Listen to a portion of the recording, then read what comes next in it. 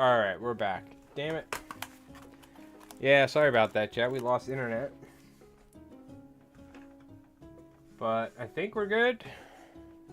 This has happened like past 3-4 days in a row. I've lost internet in the afternoon.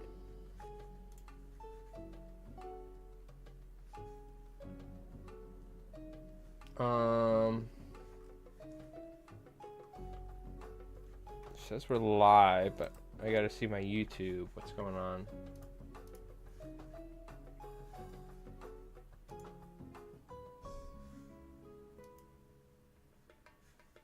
Oh yeah, it just kind of went to a default thing.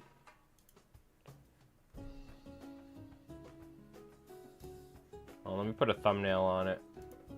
Well, that's annoying. But we're gonna finish the stream. We're gonna make our character on stream. Yeah, it's been happening. I don't know what. I think we're gonna try and switch to fiber or something.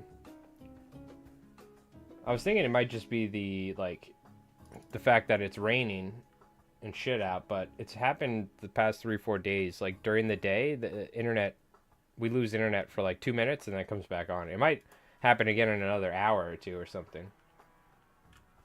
All right. Well, that was annoying. And we probably lost everybody, but that's okay. We're going to finish off here. So, what do we have? We're building our Savage Worlds character for Konflikt 47. So, we need a name. Jerry, and I like Jerry. And I saw some recommendations, but then I had to restart the stream and I lost it.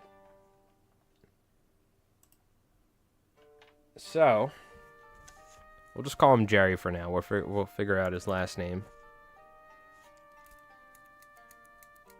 Try and use a pencil. Yeah, I still have some. Alright, so we have Jerry is the name of our character, okay? He's going to be a basic rifleman. And yada yada yada. So, ancestry. Essentially the way in Savage Worlds works, certain, like, you know, there's certain ancestries. We're going human, so we don't get any special stuff. But what we do have is, I think we start with, like, a free edge. And we're going to have a pace of 6 inches on the tabletop. And we begin with any novice edge, so we don't have to take a hindrance to pay for it. Next up, we got hindrances, okay? Which is what are the flaws of our character, okay? And there's a couple. Now, this is where I could pull up the other supplement I have as well. Because they have some custom stuff for, like, World War II stuff. Let's take a look. So this is a supplement we're using, which is Weird Wars 2, which they converted for Savage Worlds. So if we take a look,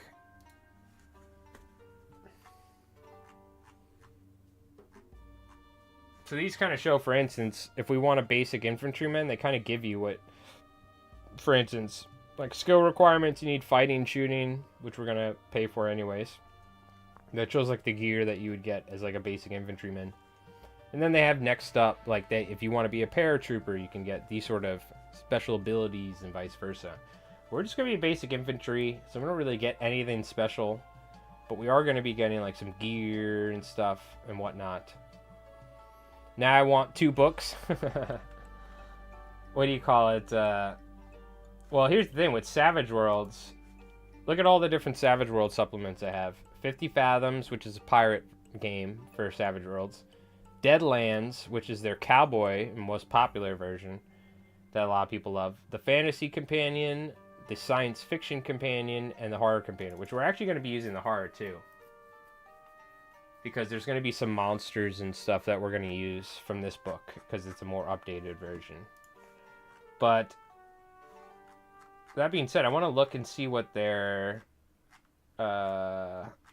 So that's the skills, the edges. What about the hindrances? Shell-shocked. Replacement. Fanatic. Oh, Fanatic is going to be perfect for the Japanese, or like some of the Axis, for instance. Bullet Magnet. So this is to give you an idea what a hindrance could be. This unfortunate soul is hit by accidental fire using the bystander rule. So it's just you're more likely to get hit, for instance, from accidental fire. It could be a hindrance, which is major. And there's major and minor ones. Would have saved me a lot of time and conversion work.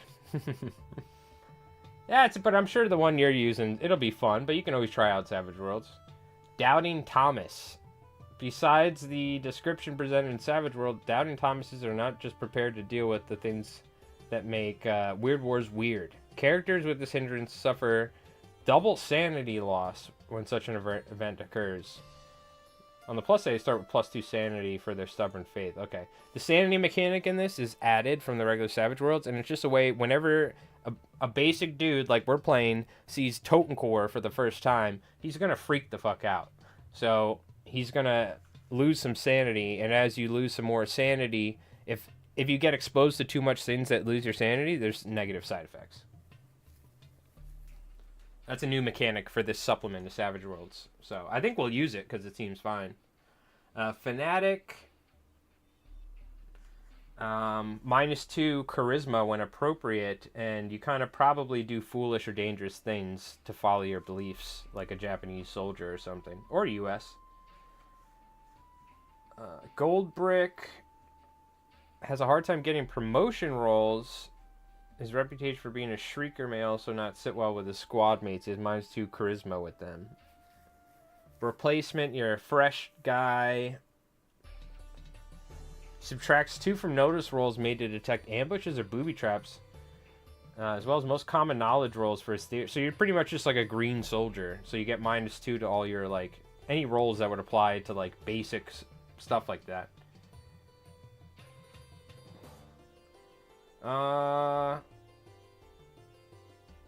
I don't know. Doubting Thomas seems kind of cool.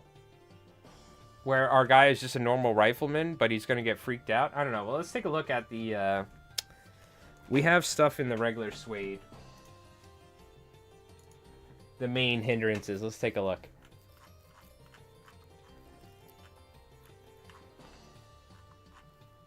We don't have to take a hindrance, by the way, but it'll give us points to spend on making our guy even better in different areas. So I always like taking hindrance just because it is fun for roleplay. So we need to pick at least one major hindrance, in my opinion, to make it interesting. So is he hesitant? Like, is he, is he mean? Is he impulsive? He doesn't really think things through. Now this leads a lot up to the player to where we need to make sure we take the responsibility and be like, all right, this guy is not responsible whatsoever. He's impulsive, so he's going to do dumb stuff, even though it puts my character in danger. Heroic? We could pick Heroic as a major where he's going to put his life on the line for people.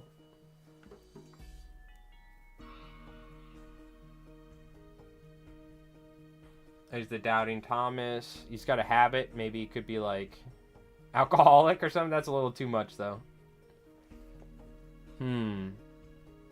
Curious as well. I kind of like Heroic. He's going to do whatever he can to, like, help people, save his fellow troops. He's going to try and take out machine gun bunkers by himself. He's going to put stuff, but that means that we need to, like, yeah, he's going to agree to, like, hunt monsters for little to no pay. He's generally a pushover for a sob story, so people will be like, please come help us, and even though I need to go do a mission, I'm going to go help somebody and, like, lose valuable time. I'm picturing a scrappy survivor who's been out on their own behind enemy lines. Well, that's the thing. I don't know.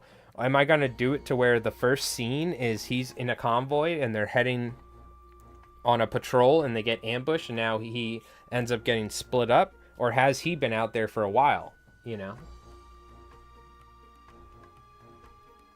I like Heroic. We're going to go with Heroic. It's a major hindrance, but that means he's going to do really dumb stuff to help other people, good people, or he's going to do really dumb stuff to try and stop the enemies. Meaning put himself at risk. So he's Heroic, which is a major. Because, I mean, USA. You know, we got a war hero we're building. This supplement is perfect. It literally has... I'll show you guys real quick. It has... well, I got to go down. But it has like a Shrek-Wolfen equivalent. So, all right. So, Heroic, which is a major, will give us... Let me get a little... let me get a little notepad here.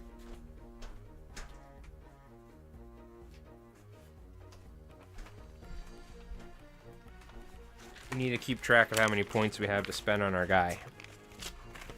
So that's going to give us 2 points, which we can use to raise an attribute or choose an edge, or we can use 1 point to gain a skill or gain additional starting funds or whatever. So we have 2 points. Hindrance points. And he does start with a basic edge. Well, is he just Joe Schmo, or is he a cool guy off the rip? Well, he's just Joe Schmo, but, you know, I like the idea that he still is like, you know, like a patriotic soldier that wants to do good. And it might be to his own detriment, and that's how he ended up in this scenario. So, it doesn't mean he's a super soldier. It doesn't mean he's like freaking Jean-Claude Van Damme. It just means that he's going to try and do what he can to help other people and his fellow soldiers. To the point of his own detriment. You know what I mean? Doesn't mean he's like, you know, a superhero. Alright. And we could take another hindrance, like a minor one.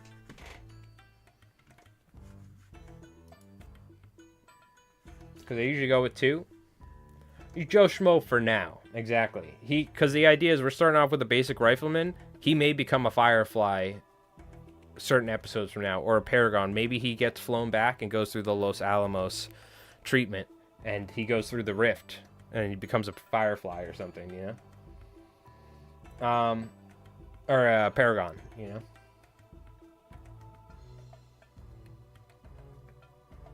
Illiterate. That's a good one. I usually pick like driven and stuff, but I want to try something different.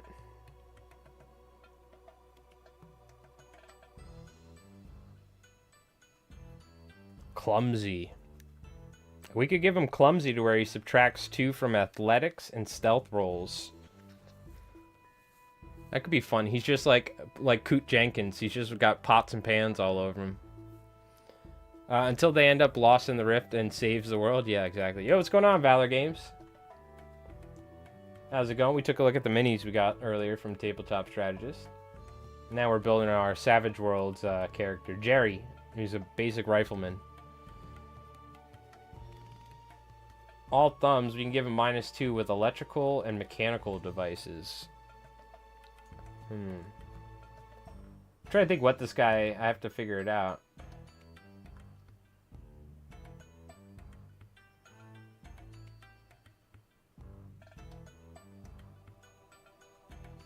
Delusional.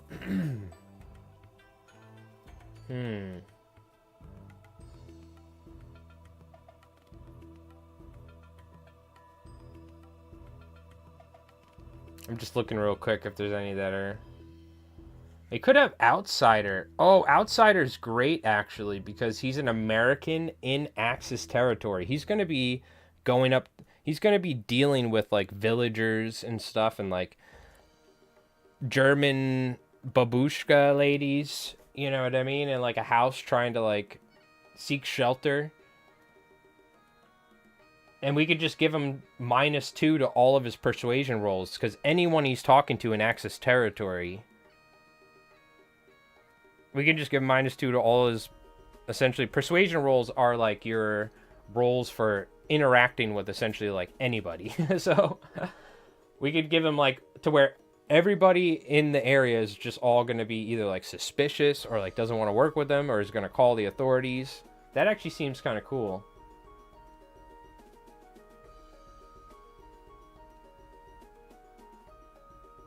Yeah, and if we make it a major, I mean, that's really what it is. They have, like, no rights or nothing because they're, like, a combatant on enemy territory. You know what? Let's give him Outsider Major. That's going to make things really tough for, like, just trying to interact with, like, Axis citizens. Because I'm sure there's, you know, not everybody will probably want to kill the Americans. You know, there's probably some people that don't like the Axis and would work with them and whatnot. But it's going to be rare. 2 points. Outsider. -2 persuasion rolls. And, essentially no rights. Call the stall troop and... exactly. Oh, well, I love the idea of, like... You know Colonel von Liechtenstein's going to be showing up with the green hand. For sure. You know Colonel von Liechtenstein showing up with the green hand. We're going to have to fight his ass. And the cool thing is, too, like, what if we meet, like... What if he ends up somewhere and, like, we find, like, Turkish soldiers that are working with the Axis, but they're, like... The one guy hates him, and he's like, he joins and he fights, so I can introduce Turks. There's so many cool things we can do in this, dude. It's so cool. All right, so we got 4 points. We picked our hindrances. Because I think you can select up to 4 points, so we don't get any more than that. You can add hindrances for no points, which my players have done in the past, where they make themselves even more of a detriment to the team just for fun. But I'm playing solo, so that should be more than enough. Now, we do need to spend our points, though. So we do get a free edge. I think we will take another edge, and then we can use 2 points to adjust our stats.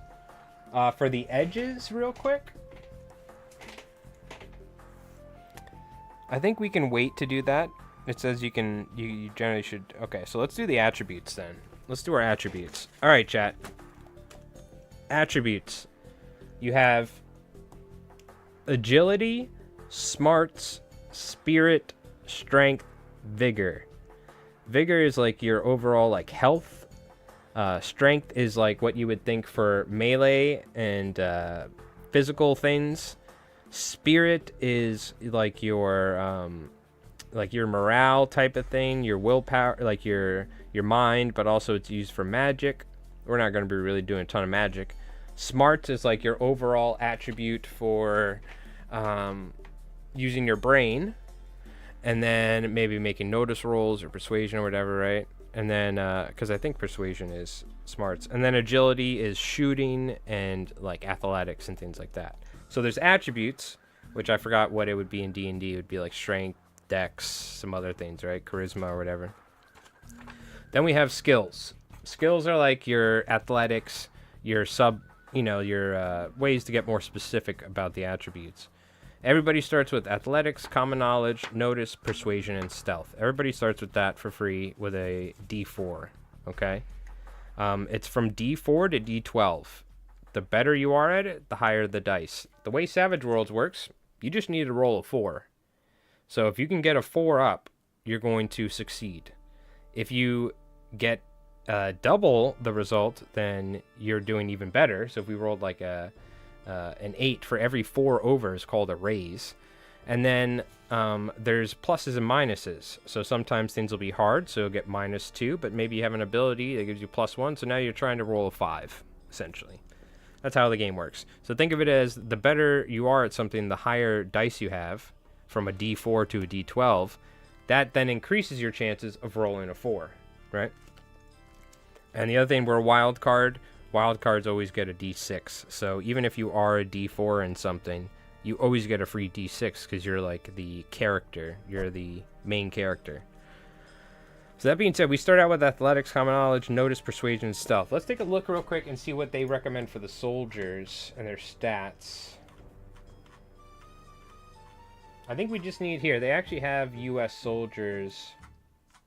They even have dog fighting. They have everything in this game. It's crazy. Do they have it? Oh, they do. Yeah. So like a U.S. Army guy. I'll just see what their basic U.S. infantry looks like. Pretty much everything's D6, which was what you expect. That's kind of like the standard. But they have agility. They have their... see, now, some of this... Yeah, so the agility, smart spirit, all that's D6. But then they have some basic skills, stealth, shooting, vice versa. Throwing's not a thing anymore. This is the older version of the game. Charisma's not a thing. Pace of 6. Parry is your fighting skill divided by half plus 2, I think, if I'm not wrong, which is like your ability to not get hit in melee. And then your toughness is what the damage value people need to roll, which is your vigor divided by half plus 2, I want to say. Yeah, d6, so 6 divided by half is 3 plus 2. I think that's how it works. All right, so we got to pick our skills. What does this guy have? We start out with 5 points. So, for instance, we have 5 attributes. We can just give him a d4 and everything. But we got to think, like, he's heroic and he's an outsider. He's a soldier, so he's going to have at least probably agility of 6. That would be like 2 points. Oh no, you start in a d4, so that would be 1 point right there. How smart do we want him to be, or like his spirit, vice versa? We'll start everything at a 6, and that's like 5 points. So we've spread our points evenly. You know, I think I kind of like him just being like a 6 overall, because he's just like a normal dude for now, you know? He is somewhat heroic, but he's kind of just a bog standard, just normal dude. So we'll just give him a d6. That's what they recommend for their basic infantry. And then if we want, we can use some of our extra hindrance points for our skills. So that being said, athletics should probably be 6. Because we start at a d4 and we get 12 points. So we've spent all of our attribute points. Now we'll go 12 points for our skills. And we'll spend 1 on athletics. We'll just spend 1 on all these: stealth, persuasion, notice, and common knowledge. So that we're already down 5. We're down to 7 points to pick skills and stuff. I feel like these are all just basic life skills, and especially if you're trained for however many months of basic training as a soldier, you would have the basics of athletics, notice for your just basic, you know, field security, or, you know, tracking, whatever. Common knowledge, just like basic knowledge of operating in the field and in life. Persuasion, you know, you've talked it up and you can chit chat with the other troops. And stealth, you just learn the basics of like infiltration and stuff. Shooting, yeah, so we're definitely going to need shooting and fighting. So I always go fighting, because you don't start with those. And you can always try a unskilled attempt, but that means that you will be at rolling a d4 at -2. So we want fighting and we want shooting. The other thing is you can't go above your attribute. So we can't, like, if we want to go to an 8 on shooting and our agility is 6, we have to spend even more. But so let's go ahead and use, this is going to be 4 points, so we're down to 3, to go into a d6 in shooting and fighting. We have basic training for hand-to-hand combat, either with a trench thing or like a bayonet, and we know how to use our M1 Garand. 30-6, baby. So we have 3 more points. Let's see what other skills we may want here. Just to give you an idea, like there's thievery, survival's a really good one. We should actually pick up survival. But I'll just read them out. There's academics, athletics, I'll read the ones that we don't have. Battle, which is like strategy. We have boating, driving, electronics, faith, which is for magic, fighting, which we've done, focus, which is for magic, gambling. Do we want gambling skills? We want to gamble to try and make our way across Europe. Hacking, healing, which healing's actually one we should pick up at a base as well. Intimidation, language, occult, performance, piloting, psionics, which is a magic, repair, research. So that would kind of be like how well do we train at military school and stuff. And writing, science, spellcasting, survival. I think we're going to take survival. And, well, let's get healing. We're going to get basic. This is actually important. We have 3 points left. Now, we can always spend points from our hindrance.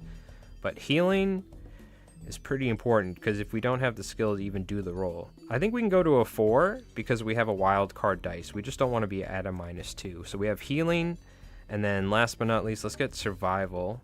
And then it'll leave us with 1 point.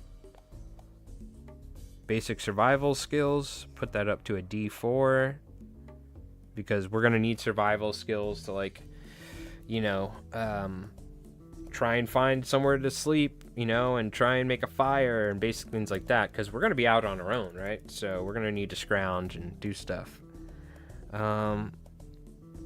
Last but not least, I kind of want to go for, like, repair or something useful.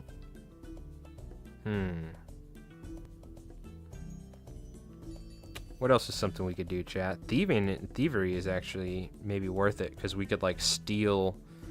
We can go into, like, German towns and steal stuff, because we're an outsider. Maybe he had a little bit of history as a youth. He grew up. I think this guy's from Brooklyn, New York, first off. All right? Because that way I have a little bit of a New York accent anyway. But I'm just gonna, you know, chum it up. And this guy, Jerry, you know, maybe he's got a little bit of a history, perhaps, of when he was a youth, of, you know, perhaps going to high traffic areas and helping himself to the contents in people's pockets or something like that, you know? Language, yeah, language could be good. Like, so maybe he knows German or something, but he's, you know, I don't know. Like, how many basic troops were fluent in language? I don't think Jerry is that, you know what I mean? I'm thinking like repair, thievery.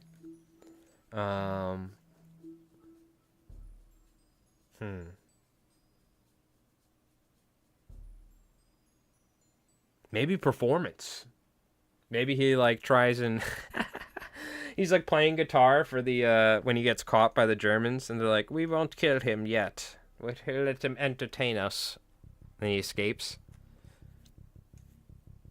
You know, I'm going thievery, dude. I'm already picturing Jerry, even though he is like a heroic, you know, he's a good guy. He'll put his life on the line for people, but he's got a little bit of a shady past.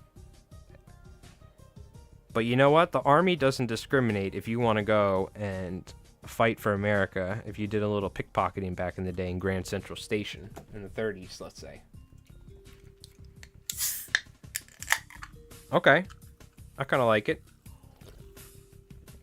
So that's our skill points. Yeah, language could be good, but I actually kind of love the idea of him. No, so here's the thing. We're -2 to all of our persuasion rolls. I'm pretty certain if we don't know German, then I think we're going to be at -4 to our persuasion rolls when dealing with anybody who doesn't speak English. Or the Germans, or the Axis. So, maybe you're right. Maybe it's, if we give him language, then he'll only be at a -2. Alright, you convinced me, language. He could still be Jerry from Brooklyn. But you're probably right, because otherwise, he will literally not be able to interact. They're just gonna, like, kill him every time. You know what I mean? I think you're right. We need language. He needs to know a little bit of German and some different languages just to deal with the -2 penalty from outsider.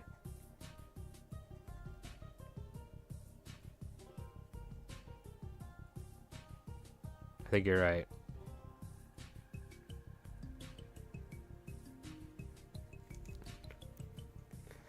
What's going on, Frostcav? This is Savage Worlds. Savage Worlds Adventure Edition, which I've ran a pirate game in the past for my friends. Pretty long campaign. We did a bunch of one-shots I've ran, so this is the one I'm most familiar with. And it's just like a system that allows you to kind of do anything. It has everything from like old school, ancient, you know, and fantasy fighting all the way up to modern day technology in it. So it's just like a system you can use for anything. So it's kind of perfect for Konflikt 47. And we're using Weird Wars 2, which is a supplement specifically made for Weird War 2 stuff for Savage Worlds. So, all right, so we've got a D6 in athletics, a D6 in common knowledge, a D6 in notice, D6 in persuasion, D6 in stealth, a D6 in fighting, D6 in shooting. We have a 4 in healing, a 4 in survival, and a D4 in language. Okay, we are at -2 to our persuasion rolls with all the axis, because we're an enemy in their territory, and they're probably gonna like try and execute us or something if they catch us. And we're also pretty heroic, meaning that we essentially, even though the German lady, or the Axis civilian lady, because there's not Germans anymore in Conflict. I'm going to keep calling them German, though, because I picture some old German grandmother. Even though she called the freaking Stalltroopen commander to let him know that there was an American that was in her barn. If something happens, let's say, and some sort of like... Because I love this. Like, this is not just going to be, we're only going to fight Schreckwolfens and Germans, or Axis. We're going to be fighting, like, freaking weird German mythological, like, beasts in the forests, and all sorts of weird things. Because once we're stepping outside of the Konflikt 47 game system, who's to say that there's not going to be weird and mythological things now? All this German folklore, this rich history. It's happening now because the Rift. Because the Rift now, there's like freaking werewolves. There's bear people. There's freaking like vampire-like dudes. You know what I mean? Like, you can pretty much just do anything thanks to the Rift. So we're going to have like weird like monsters and stuff. So what if the babushka, the old German lady, I know I keep saying babushka, which is like Russian, but what if the old German grandmother gets attacked by like some freaking like Wendigo type, like, forest monster?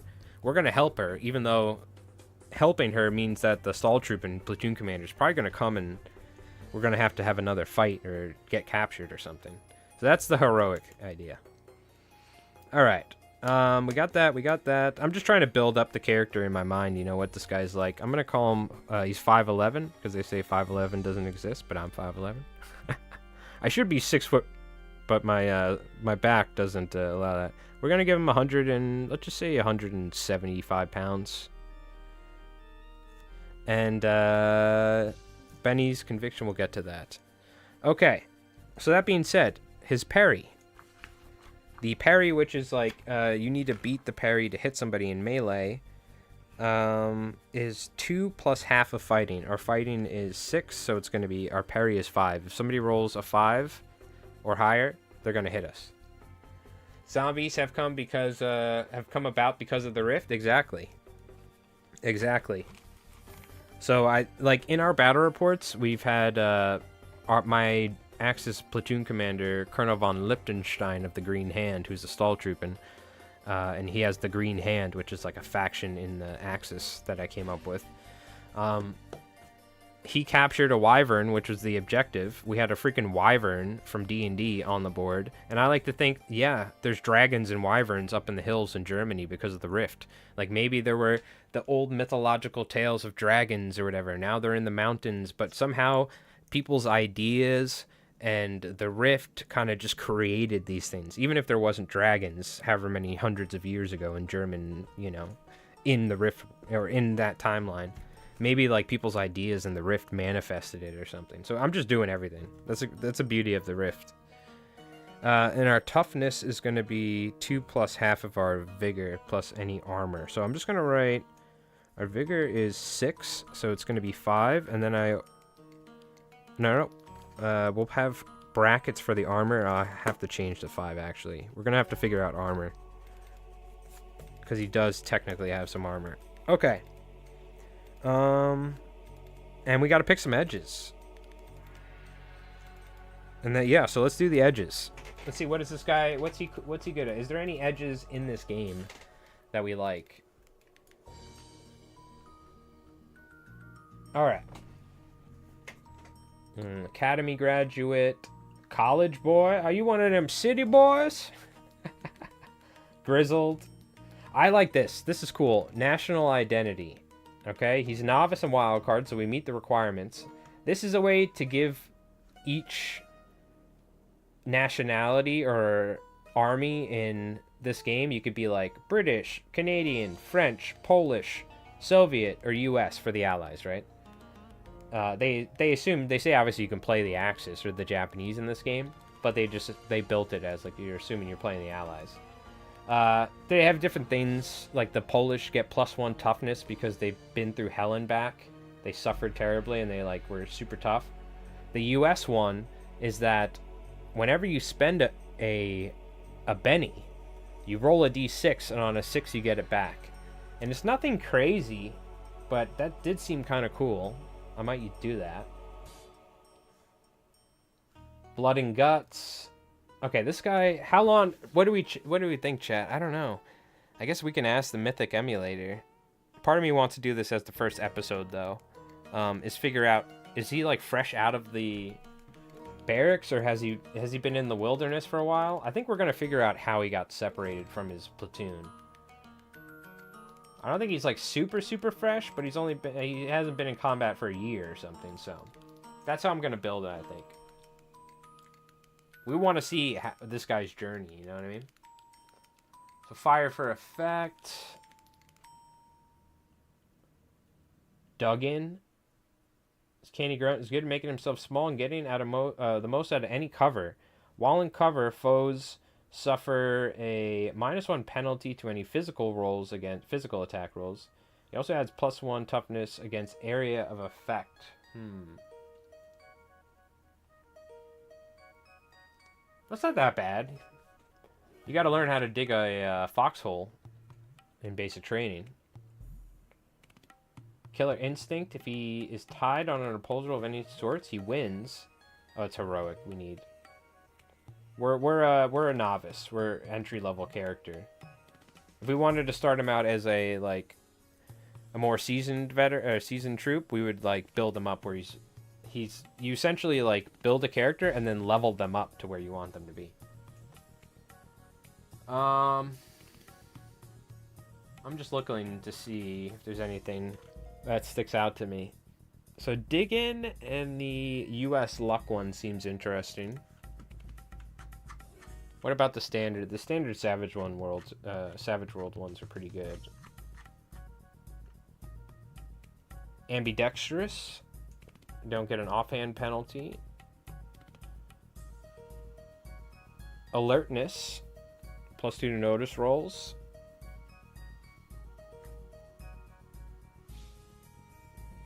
Brave. He is heroic. He's learned to overcome fear, and he adds +2 to the fear checks and subtracts from the table. So fear, the way fear is going to work, they have sanity. I don't know if we'll stick with sanity or whatnot. I think fear and sanity are two separate things, by the way. So it's like even more brutal. But the way fear works, if you see a Shrekwolfen, it has a fear rating. And you roll. If you fail, then I think that you roll that fear rating number on a table. And what can happen is like you could become like freaking paralyzed from fear. You know, there's also like permanent effects from fear where you can get like it mentally fucks with you. Brawny, brute. I'm trying to see what do we got here that's interesting. What is this guy? What is he like? Fleet-footed? Increases the pace by 2, and his running die increases 1 step. Yeah. That might be interesting. Agility 6+. We have agility 6. Linguist. He's traveling the world.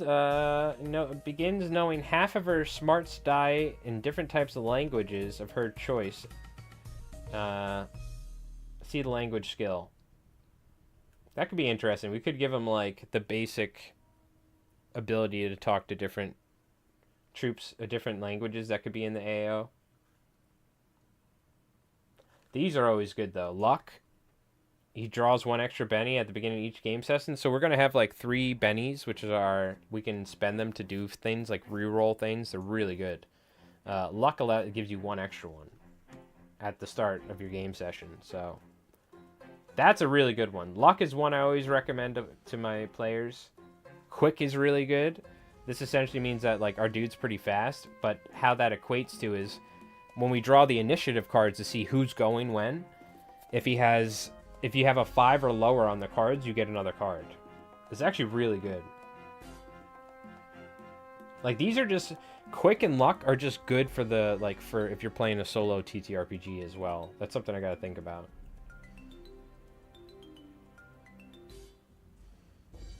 Dead shot, dodge, double tap. There's a lot of stuff here. It's like combat stuff. Combat reflex is good, but that's seasoned. We can't pick that.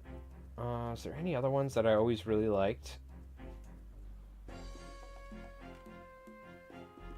I don't think he's going to have any crazy combat stuff. Alright, honestly, you know what? I'm not going to lie. These are some of just my favorite edges in Savage Worlds, because they're just generic and they work so good. Luck and quick, I think, might be it, but if I wanted to just waste an edge so I could be like, alright,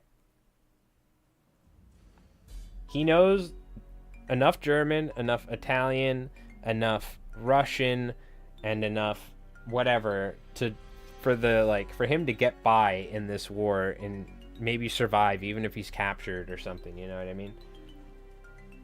That could be a good choice, like role-playing wise, because in reality I could just say, oh yeah, he knows a little bit of German or something, because I told my players, don't worry about the language stuff, everybody could just speak everything, because I'm not dealing with freaking language barriers. But in this game it kind of makes a little bit more sense. Alright. Oh, agility 8. We don't have agility 8. Alright, well, I think that settles it. I think we're going to go... Oh, we have hindrance points, though. Yeah. Okay. Alright, I think I know what to do. So, let's take Linguist. Just so we can make Rev happy, too. Like, he's learned enough of basic languages. He's going to be at a -2 because he's an American, but at least he knows how to talk to the locals in basic broken German and stuff like that. So we got Linguist, and then let's just go with, how much is it to raise a die, by the way? Is it 2, an attribute die? I'm tempted to raise my agility to 8 and go for quick. And that'll allow us to also just get better at shooting in the future, because we need our attribute to go higher. You know what? That's what we're doing. We're going agility up to 8 because we get a free edge, Linguist. Then we have 4 hindrance points. 2 of those points to bump up agility, our main attribute die, up 1 to an 8, a D8. And then Linguist was our free edge from our human trait. Now we're going to spend 2 points for another edge, which is going to be quick. So, like, I'm playing a solo character on the table. There's a Schreckwolfen and, like, 2 Germans or something, and, like, a machine gun nest, and we just walked into a bad situation. I do not want to wait for these guys to all go. So, I can always, like, spend bennies to get new cards and stuff, but this just means my guy has a better chance of, if I get a really low initiative card, I can draw a new one. What does that mean? That means I get a better chance of drawing a Joker, which gives me +2 to all of my rolls, and +2 to my damage, and I get a free Benny. So, and you can interrupt. You can go at any point in the turn and interrupt at any point as well. It's sick when you get a Joker. Alright, I like that. So we got Linguist and we got Quick. We've spent, I believe, technically all of our points. Yep, 12. We spent that. We bumped up an attribute, so that's good. That means it'll be easiest for our athletics and our shooting to get better in the future, which is what a lot of your soldiering, you know, the things you'll be doing as a soldier as you get better throughout the war. And last but not least, we have gear. So it says up to 500. I'm not gonna like pick out a bunch of stuff. He's a dude. He gets base gear, and it already has that figured out for us here.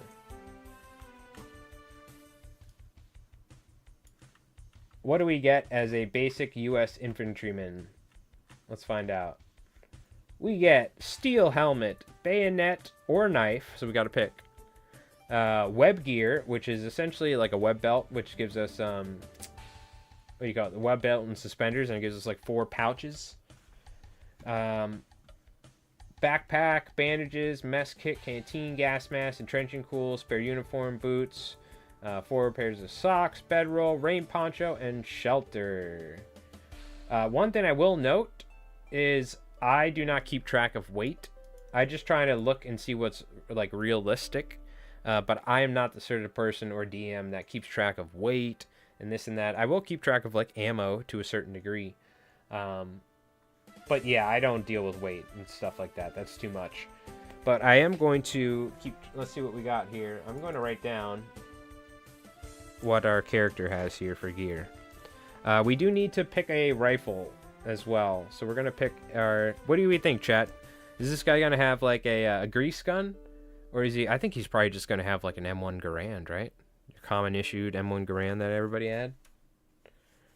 So, okay, we have the steel helmet, which we need to figure out. That definitely has a armor value. We need to see what the armor value is.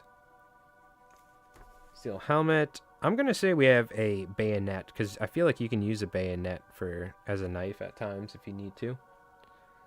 Web gear.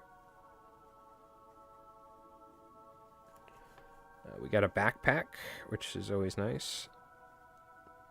And some of this stuff, like, I just keep track of it. It's just nice to look and be like, oh, he does have an entrenching tool. So if we find ourselves in a situation he's trying to dig a little foxhole, oh yeah, he does have an entrenching tool. Or he does have a gas mask. So if something ever happens and we roll up a random thing and from the keywords, I'm like, oh my god, I think they're getting gas. They're using chemical weapons. And then I look down at my gear. Oh yeah, he's got a gas mask. So maybe he's going to have to try and put it on and do something, but at least he has it. So I'm not gonna like maybe bandages, health kits or something, or like the mess. I mean their rations I'll keep track of, but I'm not gonna be like keeping track of too much stuff here. It's just nice to know if they have it or not. Canteen, gas mask, entrenching tool.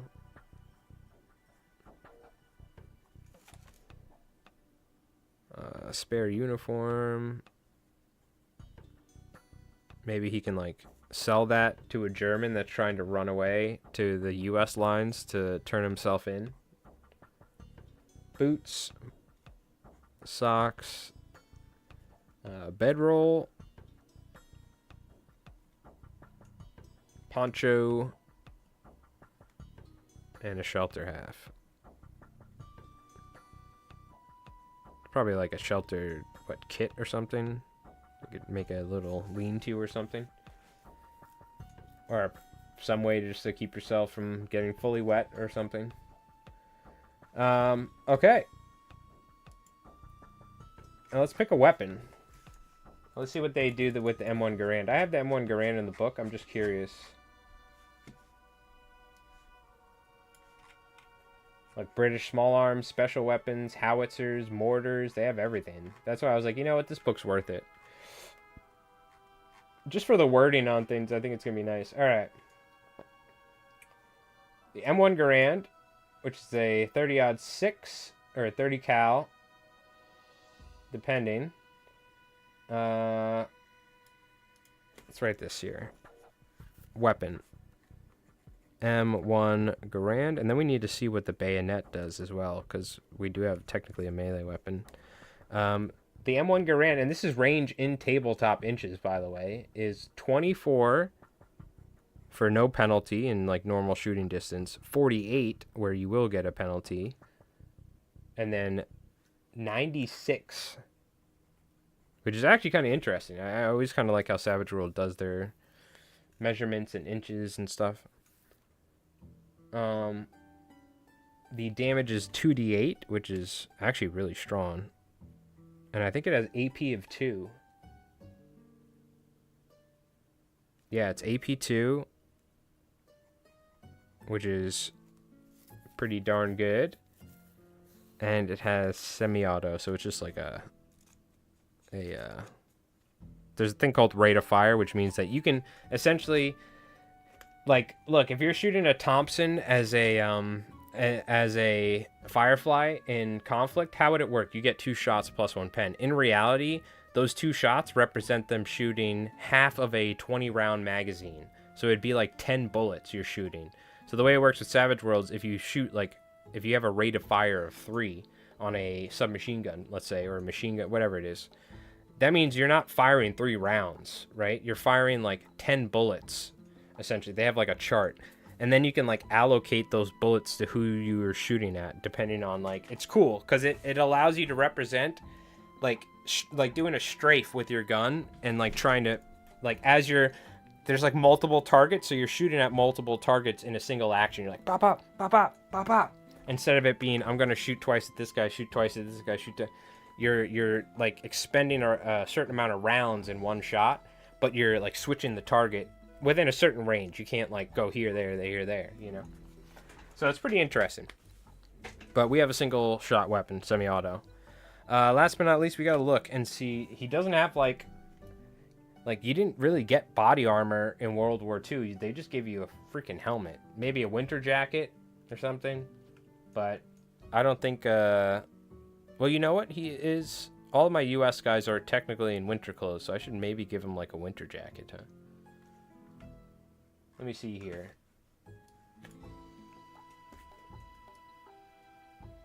Do they have the helmets for the gear? Where's gear? It's funny, I'm like, once I make the character, I'm not really going to be looking at this book that much, except for weapons, but it's funny. Either way, it's going to be alright.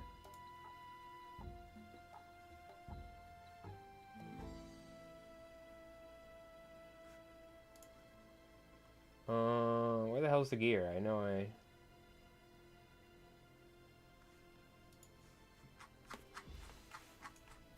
Oh, here we go. Armor. Steel helmet gives +2 armor. Has a 50% chance to protect against a headshot. What does that mean, though? Does that actually mean? Or are you just getting +2 armor? I think it just means we get +2 armor. So our helmet gives it +2. That means our total toughness is going to be 7. Because our toughness is 5 +2 from the helmet. Okay. I will say in the fantasy like versions of the game, like your pants give you armor, 1 armor here, 1 armor there. That was me with like my Savage Worlds campaign with the pirates and stuff, because it technically does say that. Like I'll show you here. But I think for the more modern stuff, I think it's not like you're like, you know, like in D&D, oh, I'm wearing this, you know, thing, so it gives me that or whatever, or even in the fantasy version of Savage Worlds. So I think it's more like, no, we're just wearing clothes, so I don't think it's really going to give us any benefit. But like a winter jacket could give you a little. Let me see. Yeah, modern armor. It's like a thick coat could give you like +1 armor. Just to maybe simulate if you get shot with like a 22, you're wearing big bulky jackets, maybe it doesn't do as much damage or something, I don't know. Or somebody tries to stab you with a bayonet, you know? I am tempted, though, to give it to him. Did the music cut off because it's asking me if I still want to watch, or did I lose internet? Are we good, or... Okay, no, we're good, we're good.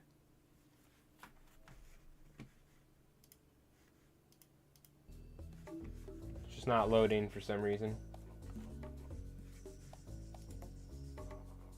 Okay.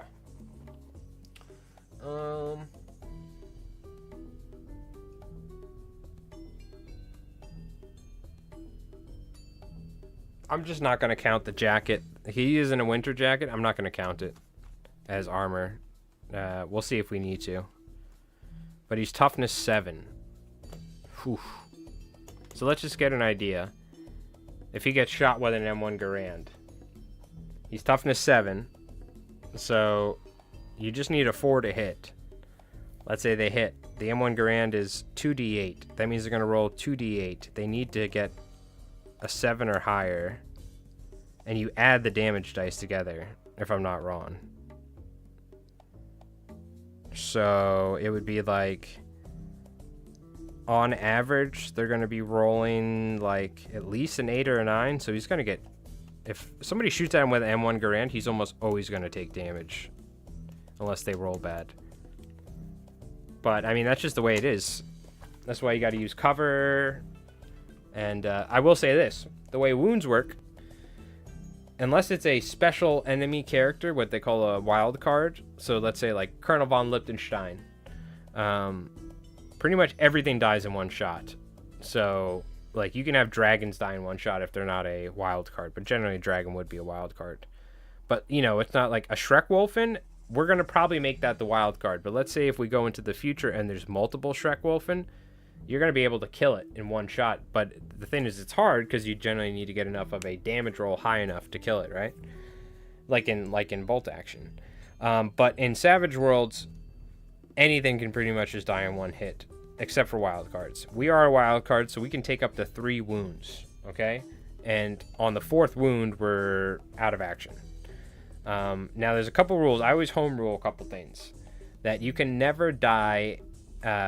wild cards can never die in one instance, right? So that just means like it gives you a little bit of a heroic thing. Like, yes, the Schreckwolfen just ripped the guts out of Jerry, our main character, but it's like a movie, you know. He's gonna have like a little bit of time to maybe try and crawl away or do something or whatever, and someone can save him, whatever it may be, you know, because it's like a, you know, it's like a pulp adventure sort of thing we're doing.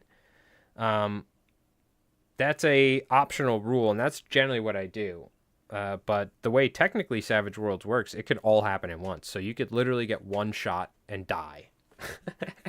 Now you still need to fail a roll to fully die, but like you can get one shotted like that in Savage Worlds.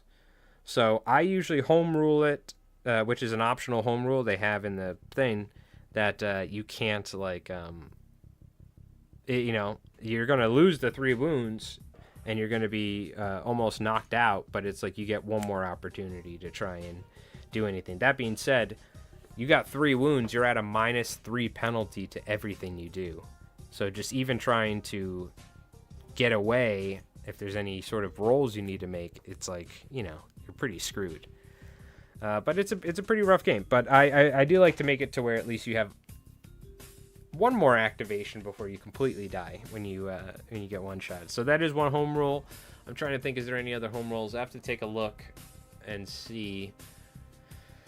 There's a couple other things that are just make the game more fun and that aren't as like, you don't have to do as much bookkeeping and stuff. I'll have to see what I used to do all the time. But I'm